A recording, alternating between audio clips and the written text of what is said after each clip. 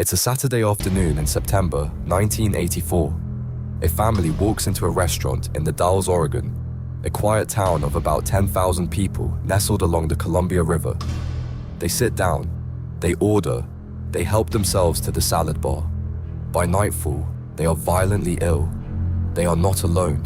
Within days, 751 people across the Dalles report the same symptoms: fever, severe stomach cramps, vomiting, and bloody diarrhea. Hospitals are overwhelmed. Doctors are baffled.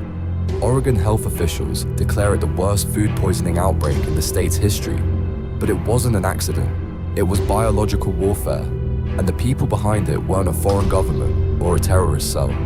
They were a religious cult, operating in broad daylight, on American soil, with a plan to take over an entire county, one contaminated salad bar at a time.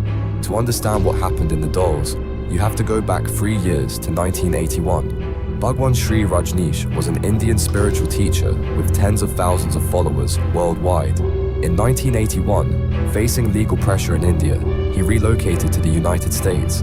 He purchased a 64,000-acre cattle ranch in remote Wasco County, Oregon, and his followers transformed it into an entire city. They called it Rajneeshpuram. At its peak, Rajneeshpuram had 2,500 permanent residents, its own airport, its own fire department, its own police force, its own restaurant and shopping mall. And at the center of it all, Rajneesh himself, a man in flowing robes who owned 93 Rolls Royces, all paid for by his followers. But the real power at Rajneeshpuram belonged to his personal secretary, Ma Anand Sheela. She was the one who made decisions, directed operations, and controlled who came and went from the compound. She was also the one who would build the bioweapons laboratory. The Rajneeshees were politically ambitious. In 1982, they had already taken over a neighboring town called Antelope, Oregon, registering enough members to win city elections and rename the town after their leader. Now, in 1984, they had bigger targets.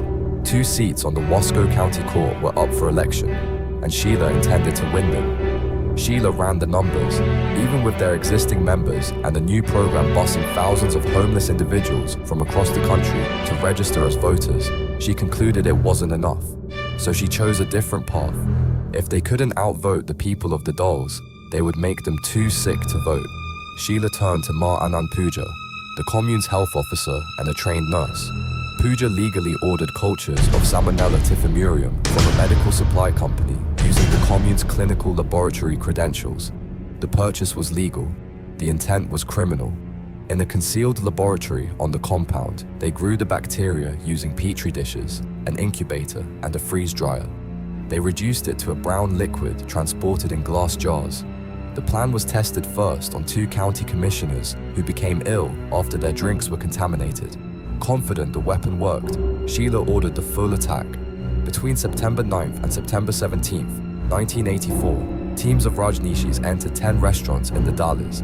They poured the liquid salmonella solution onto salad greens, into salad dressing bottles, into coffee creamer containers. Then they walked out, calmly, without drawing attention. 751 people became sick. 45 were hospitalized. The local medical center was overwhelmed, processing 30 to 40 times its normal volume of laboratory samples. Oregon health officials investigated and concluded it was poor restaurant hygiene.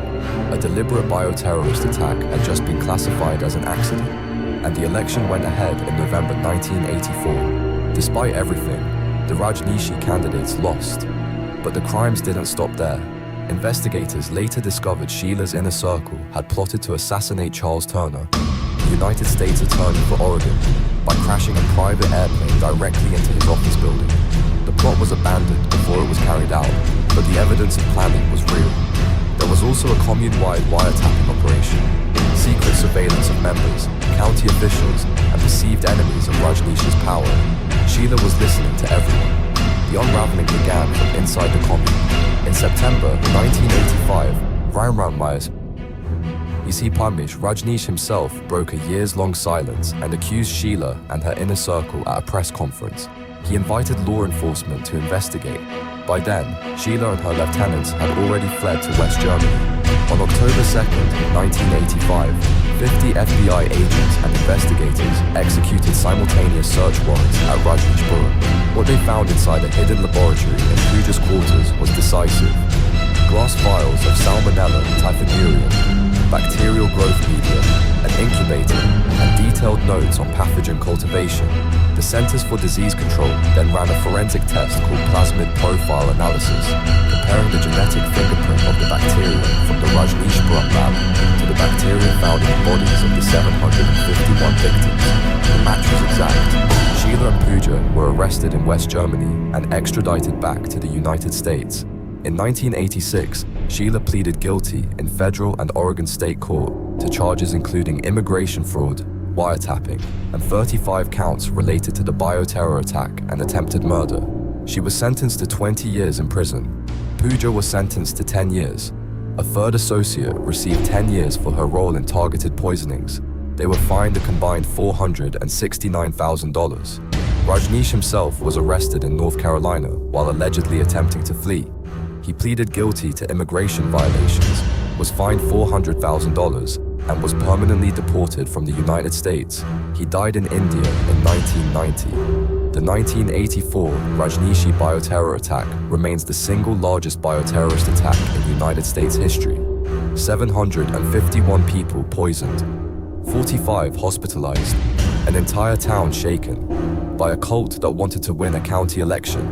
And for more than a year, it was written off as bad restaurant hygiene. This story is a warning.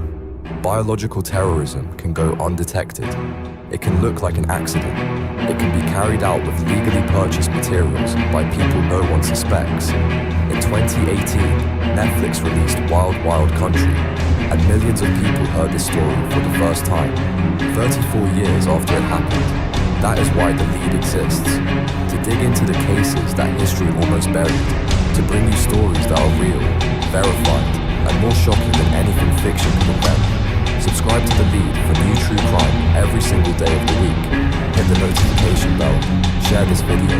We'll see you next time.